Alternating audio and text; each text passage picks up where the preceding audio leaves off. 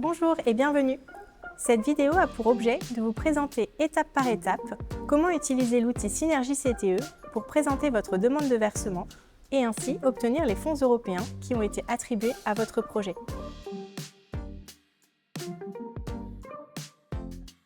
Qu'est-ce que Synergie CTE ? Il s'agit d'une application web utilisée par plusieurs programmes Interreg et développée par l'ANCT, une agence du gouvernement français.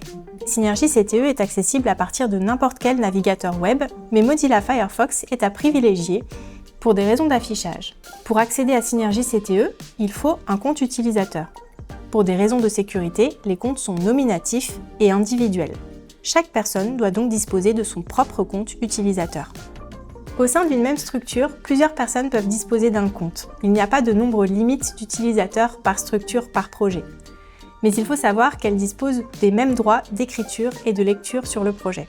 Comment obtenir un compte utilisateur ? 3 cas. Si vous disposiez d'un compte lors du montage du projet, vous utiliserez le même compte pour la mise en œuvre financière de votre projet. Si vous travaillez dans une structure partenaire ou porteur mais sans accès créé jusque-là, le coordinateur du projet a transmis vos coordonnées à l'autorité de gestion. Vous recevrez alors un mail automatique d'activation de votre compte. Si vous êtes arrivé en cours de projet, vous devez faire une demande de création de compte à l'autorité de gestion, via votre porteur de projet, si vous êtes partenaire de projet. Je vais maintenant me connecter à l'adresse URL qui s'affiche à l'écran. Je saisis mon identifiant, prénom.nom, mon mot de passe et je clique sur Continuer. En haut à droite, je retrouve les informations liées à mon profil. Je peux changer mon mot de passe en cliquant sur mon nom. L'application est entièrement bilingue. Je peux changer de langue sur chacun des écrans. Si je suis impliquée dans plusieurs projets Interreg, mon compte unique me permet d'accéder à plusieurs projets.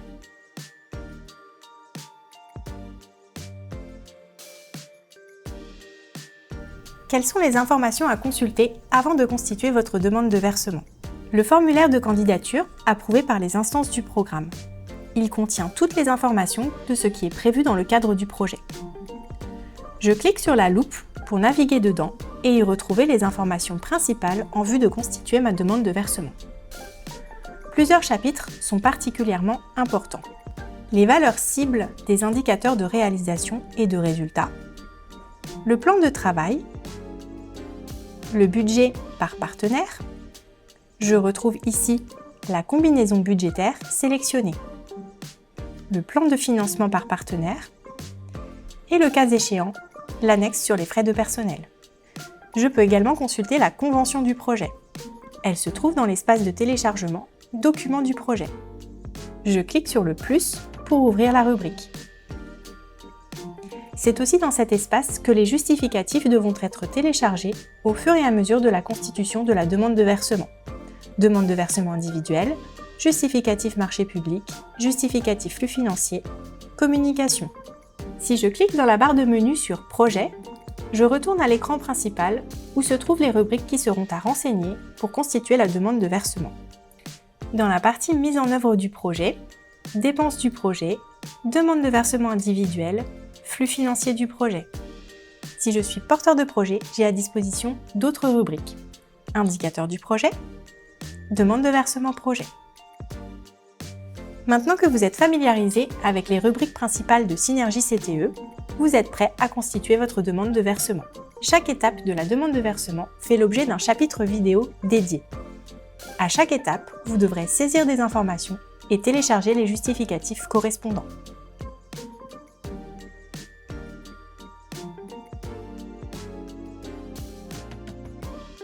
La première étape consiste dans la saisie des informations relatives au marché public. Cette étape ne concerne que les bénéficiaires soumis aux règles de la commande publique, qui ont sélectionné une des combinaisons budgétaires 1 à 6 et qui souhaitent présenter des dépenses dont les factures sont rattachées à des marchés. Cela ne concerne donc pas les achats directs. Si vous êtes concerné, il faut d'abord suivre cette étape avant de pouvoir présenter des dépenses. Je me rends dans la rubrique « Dépenses du projet ». Je clique sur le dernier onglet « Marché public ». Pour créer un marché public, je clique sur « Ajouter un marché public ». Je remplis le formulaire. Les champs jaunes sont obligatoires pour pouvoir enregistrer. Les informations sont à renseigner dans les 2 champs linguistiques, mais inutile de traduire ici, donc je copie-colle le nom du marché. contractant, c'est-à-dire titulaire du marché, sous-traitant le cas échéant en ajoutant autant que nécessaire, caractéristiques du marché et commentaires si besoin à l'attention de l'autorité de gestion. J'enregistre. Je peux modifier le marché public si j'ai besoin d'ajouter un sous-traitant en cours de projet en cliquant sur le crayon. Je peux également ajouter à tout moment un autre marché public. Maintenant, je peux saisir des dépenses relatives à ce marché en veillant à bien le sélectionner dans le formulaire de saisie de la dépense.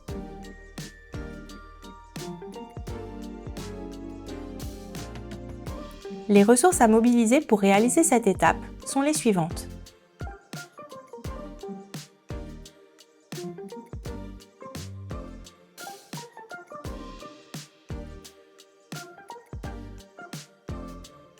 La deuxième étape pour réaliser la demande de versement consiste à saisir les dépenses et joindre les pièces justificatives correspondantes.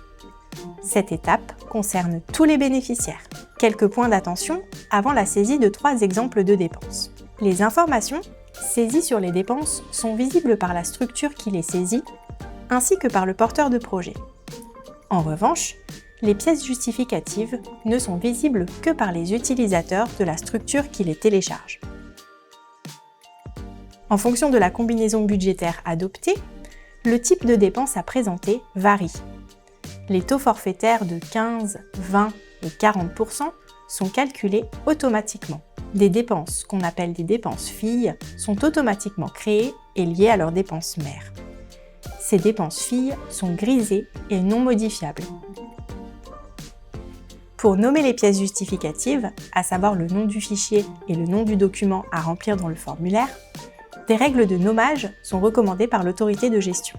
Si une autre nomenclature est utilisée, ces principes sont à transmettre à l'autorité de gestion. La nature des pièces justificatives à télécharger en fonction du type de dépense est précisée dans la fiche « Éligibilité des dépenses » du manuel du programme. 2 méthodes de téléchargement des pièces sont possibles. La première méthode consiste à les télécharger dans l'onglet « Pièces justificatives », puis à les rattacher à la dépense au moment de sa saisie. La seconde consiste à télécharger la pièce dans le formulaire de saisie d'une dépense. Dans tous les cas, toutes les pièces justificatives se situent in fine dans l'onglet Pièces justificatives, avec une indication sur les numéros de dépenses auxquels elles sont rattachées. À noter que pour les documents contenant des données personnelles, il est possible, avant téléchargement, de noircir des informations inutiles au contrôle de l'autorité de gestion, comme l'adresse, le numéro de sécurité sociale ou le taux d'imposition d'un salarié. Il est également possible de crypter les fichiers à l'aide d'un mot de passe. Il faudra ensuite transmettre ce mot de passe au contrôleur en charge de votre projet.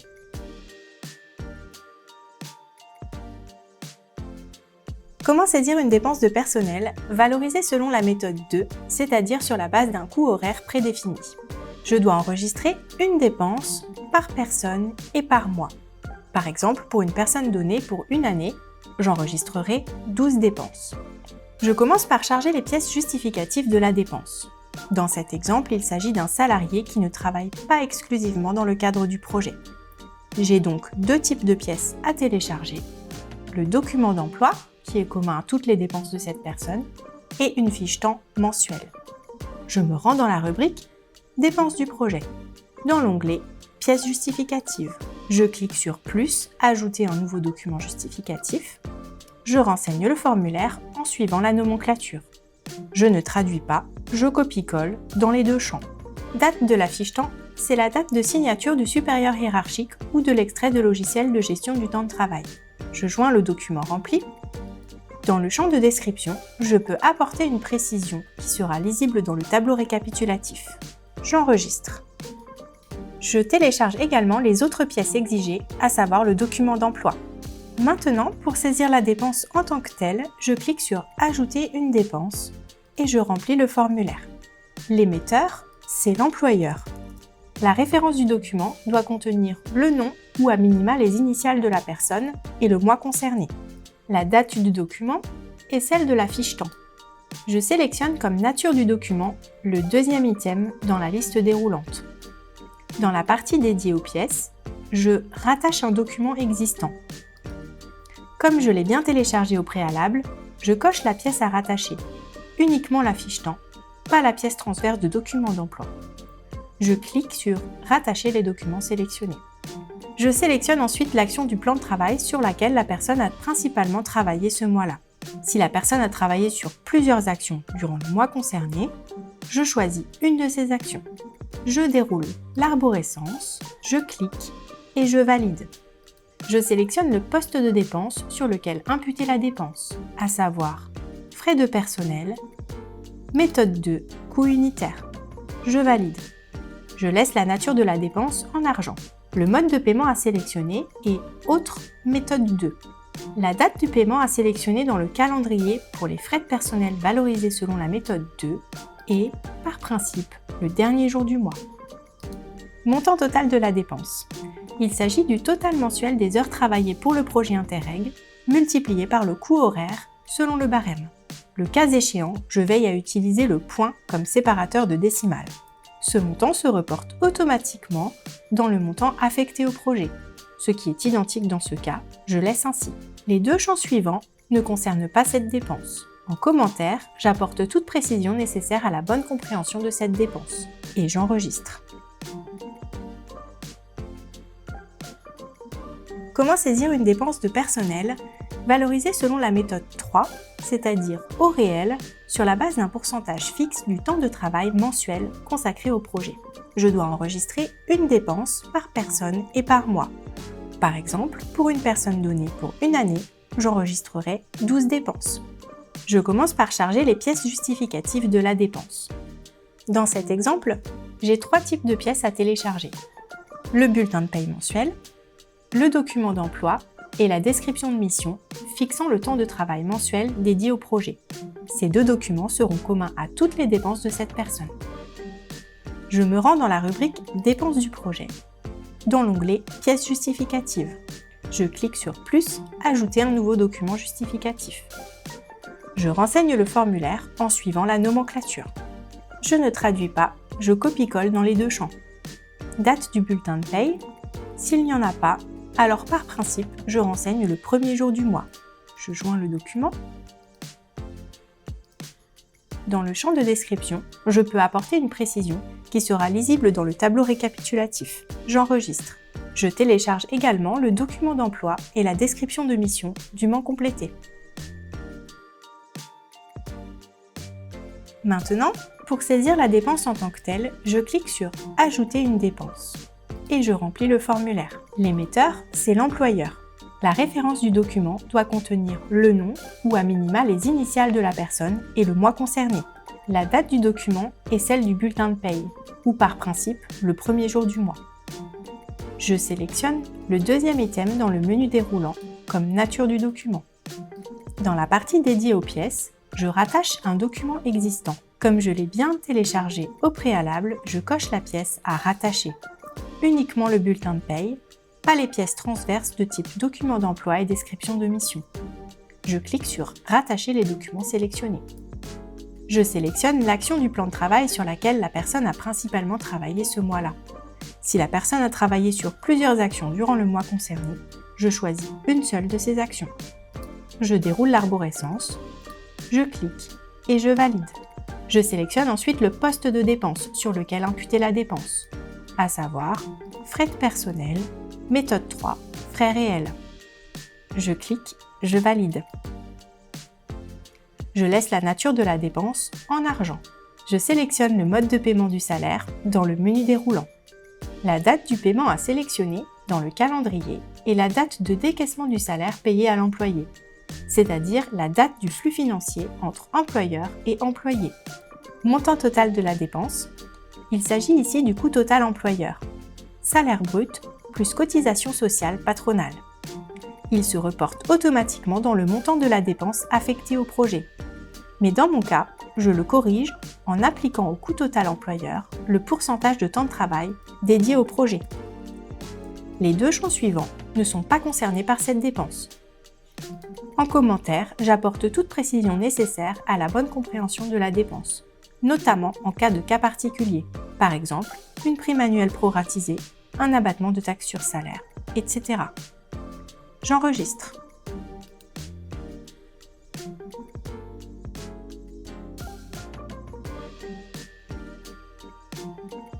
Comment saisir une dépense qui relève des catégories compétences et services externes, équipements, infrastructures et travaux? Je commence par créer et renseigner les informations sur ma dépense. Je clique sur « Ajouter une dépense ». Je remplis le formulaire. L'émetteur de la facture, il s'agit du nom de l'entreprise.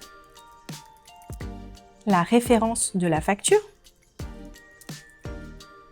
La date de la facture. Comme nature du document, je sélectionne le premier item dans le menu déroulant. Je télécharge les justificatifs de la dépense directement à partir de la rubrique « Pièces justificatives liées à la dépense ». Je clique pour cela sur « Ajouter un nouveau document justificatif ». Je renseigne le formulaire en suivant la nomenclature. Je ne traduis pas, je copie-colle dans les deux champs. La date du document est reportée automatiquement. Dans le champ de description, je peux apporter une précision, notamment si j'ai fusionné plusieurs pièces dans un seul fichier. Par exemple, facture, bon de livraison, bon de commande ou photo du respect des obligations de communication. Je rattache le document. Je peux ajouter jusqu'à 10 documents par dépense. Je sélectionne l'action du plan de travail à laquelle se rapporte la dépense. Je déroule l'arborescence, je clique et je valide. Je sélectionne le poste de dépense sur lequel imputer la dépense. Et je valide. Je laisse la case cochée concernant la nature de la dépense. Je ne modifie que s'il s'agit d'un cas particulier. Je sélectionne le mode de paiement de la facture, la date du paiement à sélectionner dans le calendrier et la date d'acquittement de la dépense, c'est-à-dire la date du flux financier entre ma structure et l'émetteur de la facture. Montant total de la dépense, il s'agit ici du montant total à payer figurant sur la facture. Il se reporte automatiquement dans le montant de la dépense affectée au projet. Dans certains cas, ce montant est à corriger à la baisse. Par exemple, lorsque seule une partie des prestations réglées est directement liée au projet. Mais ce n'est pas le cas dans notre exemple. Comme indiqué ici, je ne modifie pas la localisation de la dépense. Si ma facture s'inscrit dans le cadre d'un marché public, je rattache la dépense au marché préalablement saisi dans l'onglet « Marché public », selon les explications données dans le chapitre 3.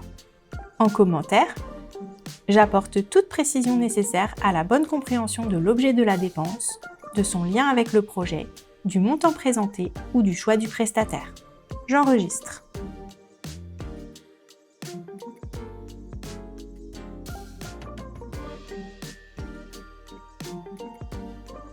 Une fois les dépenses enregistrées, je peux effectuer mes vérifications à l'aide des tris. Je peux encore les modifier ou les supprimer. Je dois ensuite les valider pour les figer et qu'elles passent à l'étape suivante. Pour cela, je les coche et je clique en bas à gauche sur « Valider les dépenses sélectionnées ». La validation des dépenses est une condition préalable pour pouvoir les inclure dans une demande de versement individuelle. Seules les dépenses validées sont proposées. Attention, une dépense validée n'est plus modifiable. Pour certains cas particuliers, des fiches pratiques sont à votre disposition sur le site internet du programme. Notamment, saisir une dépense de personnel en méthode 2 pour une personne travaillant exclusivement pour le projet, saisir une dépense de personnel en nature, bénévolat, pour les porteurs de projets concernés uniquement, saisir les montants forfaitaires pour couvrir les frais liés à la préparation et/ou à la clôture du projet.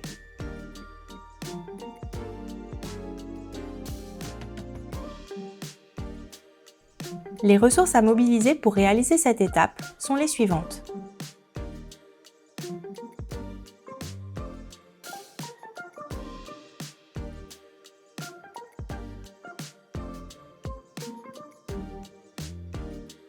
La troisième étape pour réaliser une demande de versement consiste à renseigner les ressources perçues et télécharger les pièces comptables correspondantes. Cette étape concerne tous les bénéficiaires. Les ressources destinées à financer les dépenses sont prévues dans le plan de financement, dans le formulaire de candidature et dans la convention du projet. Elles sont de deux types. L'autofinancement, l'apport propre de votre structure, qui n'est pas à tracer dans Synergie CTE.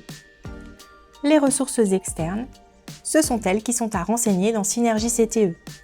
A minima, le FEDER, c'est-à-dire les fonds européens qui vous ont été attribués, et le cas échéant, vos autres subventions, appelées cofinancements nationaux. Je clique sur la rubrique « Flux financier du projet ». Cet écran contient plusieurs tableaux correspondant aux différentes ressources à renseigner. Dans le tableau « Liste des versements FEDER aux porteurs de projet », l'autorité de gestion enregistre une ligne par versement de fonds européens effectué aux porteurs de projet. Si je suis porteur de projet, je clique sur le crayon.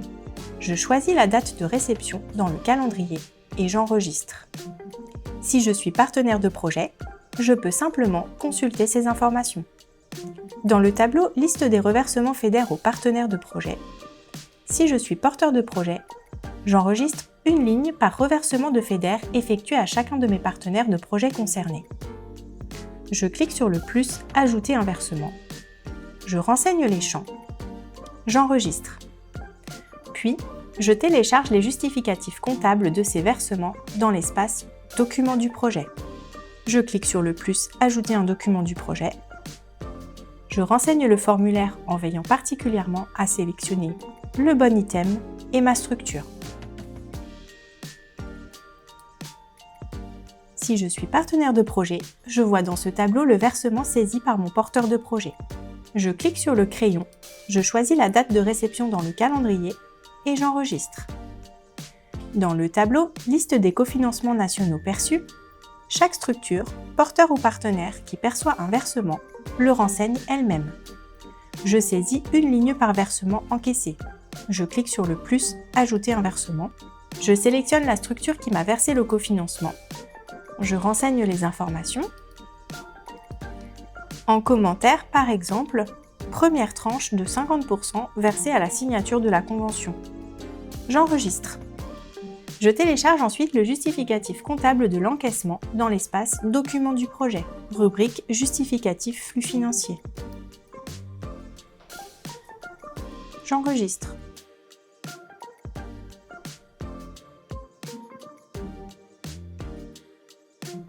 Les ressources à mobiliser pour réaliser cette étape sont les suivantes.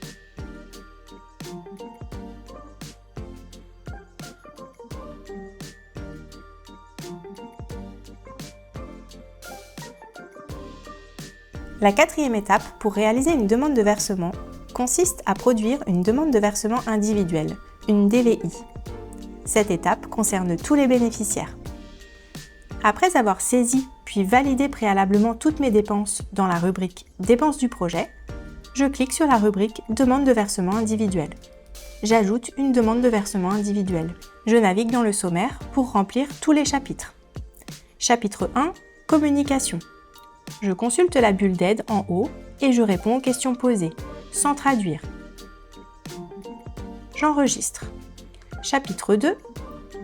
J'ajoute les dépenses préalablement validées en cliquant sur « Ajouter des dépenses à la demande de versement individuel ». Je les sélectionne et je les ajoute. Elles se classent alors sur les bons postes budgétaires. Ensuite, je remplis les chapitres 3, lieu de conservation des pièces justificatives originales, et 4, comptabilité séparée, à l'aide des bulles d'aide respectives. Chapitre 5, je réponds aux questions conformément à ce que j'ai saisi à l'étape sur les ressources perçues. J'enregistre. Le chapitre 6 est un chapitre informatif que je lis avant de passer au chapitre suivant. Le chapitre 7 recueillera la signature du représentant légal de ma structure une fois la DVI validée définitivement. Le chapitre 8 concerne la preuve d'acquittement à apporter selon ma combinaison budgétaire, pour toutes les dépenses non concernées par des options de coûts simplifiés détaillées au chapitre 6. Il existe deux options principales pour attester de l'acquittement des dépenses. Première option, si dans ma structure, il y a une personne habilitée à attester du décaissement des dépenses, comme un commissaire aux comptes ou un comptable public, elle pourra apposer sa signature sur la DVI validée définitivement. Deuxième option, je peux transmettre la copie des relevés de compte bancaires faisant apparaître le débit et la date de débit correspondante en les téléchargeant avec la DVI dans l'espace « Document du projet ». Enfin, le chapitre 9 m'informe des étapes suivantes que nous allons effectuer ensemble maintenant. Après avoir dûment rempli tous les chapitres, je clique sur « Valider définitivement le document ». La demande de versement individuel se trouve alors dans le tableau récapitulatif avec une date de validation. Je clique sur la loupe pour la consulter, puis sur l'icône PDF pour la télécharger. Attention, si la DVI n'est pas définitivement validée, c'est une version provisoire non recevable par l'autorité de gestion qui se télécharge. Une bulle verte m'indique que ma demande de téléchargement est prise en compte. Lorsque le menu Restitution clignote, je clique dessus, puis sur Édition PDF et enfin sur l'icône PDF de la DVI à télécharger. C'est alors qu'elle se télécharge sur mon ordinateur. Pour faire signer la DVI par mon représentant légal et le cas échéant par une personne habilitée à attester du décaissement des dépenses, deux options sont possibles. Première option, je dispose d'une signature électronique avec certificat dans ma structure et je peux faire apposer la ou les signatures directement sur le document PDF téléchargé.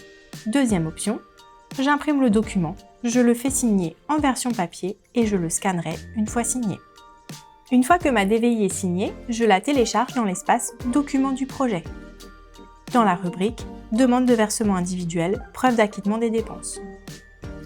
Si j'apporte la preuve d'acquittement des dépenses avec des relevés de compte bancaire, je les fusionne à la DVI ou les charge séparément dans la même rubrique en mentionnant le numéro de la DVI à laquelle ils se rattachent. Je termine cette étape par l'envoi d'un mail au porteur du projet pour l'informer du dépôt de ma demande de versement individuel.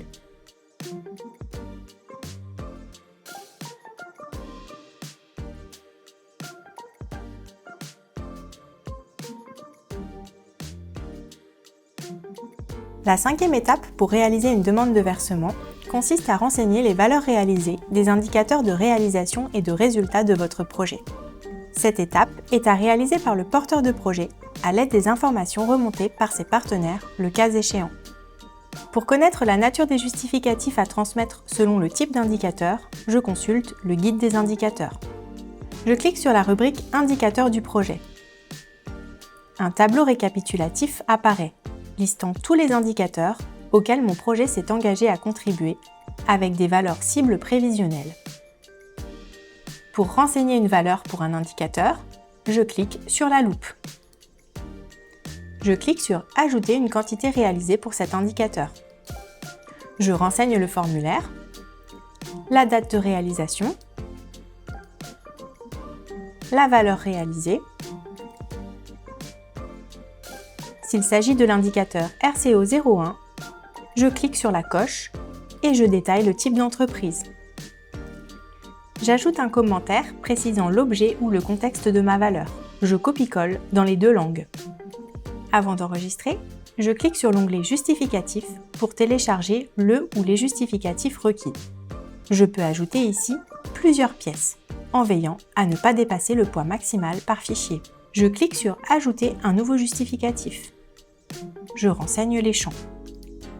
Dans le champ de description, je précise le contenu du fichier et je le joins. Je retourne sur l'onglet Valeurs réalisées et j'enregistre en bas à droite. Je saisis autant de valeurs réalisées que nécessaire. Je peux présenter plus que la valeur cible prévisionnelle. Je peux modifier ma saisie, la supprimer ou ajouter des nouveaux justificatifs. Puis, pour les transmettre à l'autorité de gestion, je coche les valeurs et je clique sur Valider. Une coche verte apparaît alors dans la colonne Validation par le porteur du projet. Je ne peux plus rien modifier. Dans les colonnes de droite, je pourrai suivre le contrôle de l'autorité de gestion. Ces informations sont à relayer à mes partenaires le cas échéant. Lors de la prochaine demande de versement, je ne saisirai dans la rubrique Indicateurs que les nouvelles valeurs réalisées depuis la dernière fois. Synergie CTE cumule automatiquement les valeurs renseignées. Je peux consulter l'état d'avancement au sein de chaque indicateur ou sur la vue d'ensemble.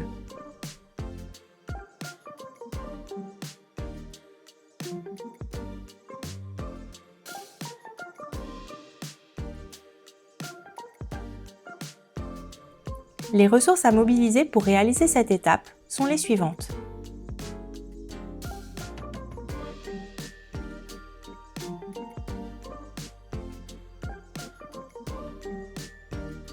La sixième et dernière étape pour réaliser une demande de versement consiste à produire une demande de versement projet, une DVP.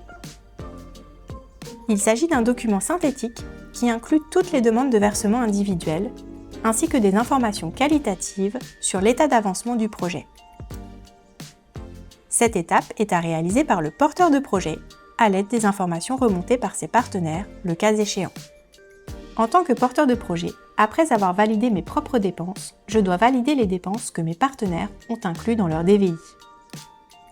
Je ne suis pas responsable de contrôler ces dépenses. Cette action de validation est purement technique et vaut simplement transmission à l'autorité de gestion.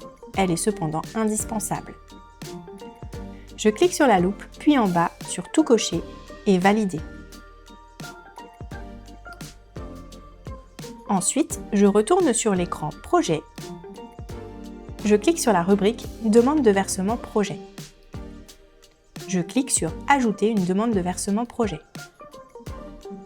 Ce document contient 6 chapitres. Dans le chapitre 1, j'ajoute toutes les DVI à inclure dans cette DVP.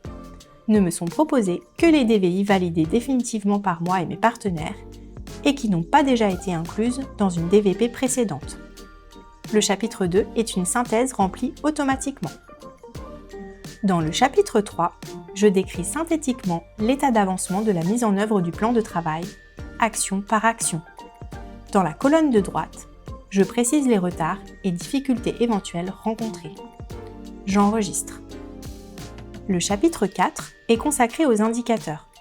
Soit j'indique avoir saisi de nouvelles valeurs dans la rubrique dédiée, soit j'explique ici pourquoi je n'ai pas saisi de nouvelles valeurs, et ce, en lien avec l'avancement du projet. J'enregistre. Enfin, dans le chapitre 5, je confirme en tant que porteur de projet avoir bien consulté mes partenaires pour renseigner l'état d'avancement du projet et les indicateurs. J'enregistre. Le chapitre 6 m'informe des prochaines étapes pour déposer la DVP, à savoir valider définitivement le document et notifier par mail le contrôleur de l'autorité de gestion en charge de mon projet du dépôt de la DVP dans Synergie CTE. Avant d'envoyer ce mail, je vérifie que ma demande de versement est bien complète à l'aide de ce schéma.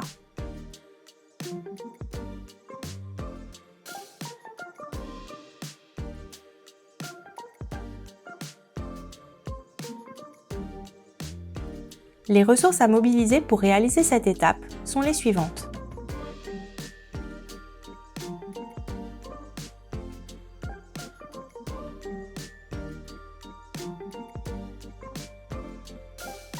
Une fois la demande de versement transmise par le porteur de projet, l'autorité de gestion vérifie sa complétude et en accuse réception par mail.